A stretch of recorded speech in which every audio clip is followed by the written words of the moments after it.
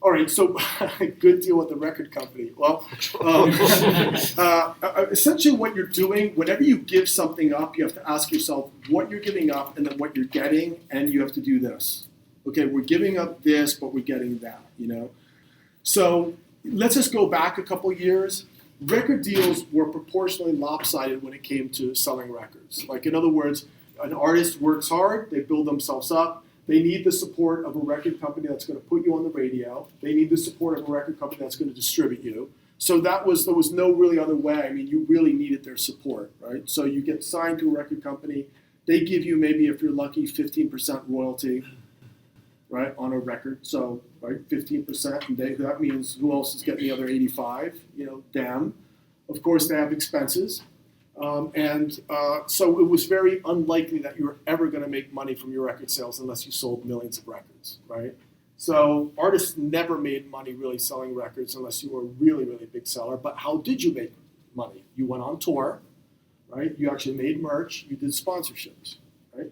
But move on 10, 15 years from that, guess who else is not making money from record sales anymore?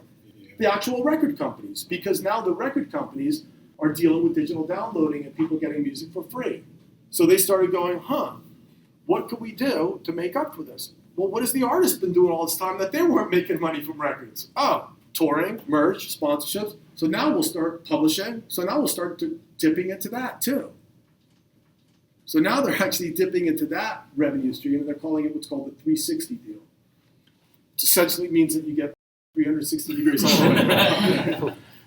So in other words, so what would be a good deal? Okay, a friend of mine just got a band signed and with Universal, and these guys did the whole DIY thing. They went out there, hustled gigs, came up with a really cool brand, created cool T-shirts, sold records at shows, and sold a crap load of records at shows. So when they finally went to Universal, and they were like, okay, here's what's up, they gave them the stock deal. They go, we're not doing that. And they're like, okay. Because they already had proven themselves, So I guess a good deal would be one where they're not dipping in all these different revenue streams and they're just doing maybe the old school traditional way where maybe they're just getting a piece of your record. And then, of course, there's all kinds of other issues, like the term of the agreement. So how many records are you getting signed to? A lot of people want like 2 guarantees and then one what's called an option, and then another option, and another option.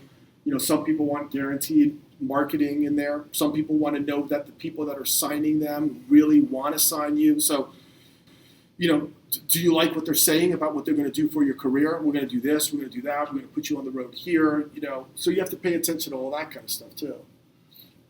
So, it's really, what's really important is you got to go where you feel people get you as an artist. Because listen, you guys, getting signed to Universal, there's lots of artists that get signed to Universal, and a lot of artists that don't make it. So wouldn't that be horrible if you got all the way to the point of getting signed to Universal, and you're telling your mom and your friends, your brothers, and your grandmother, and then you got to tell them later that the record's not even going to come out, it's getting shelved, And how do you tell grandma that?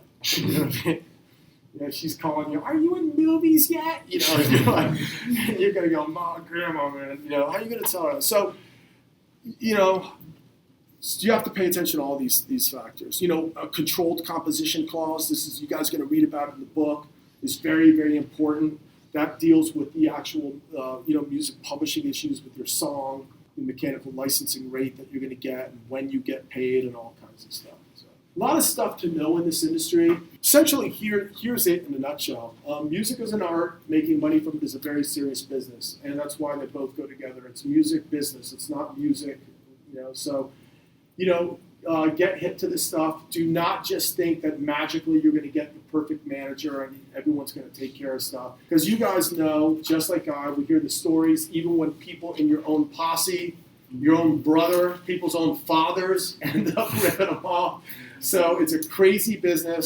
Stand strong, know yourself, know your art, and hopefully you guys will have a good career.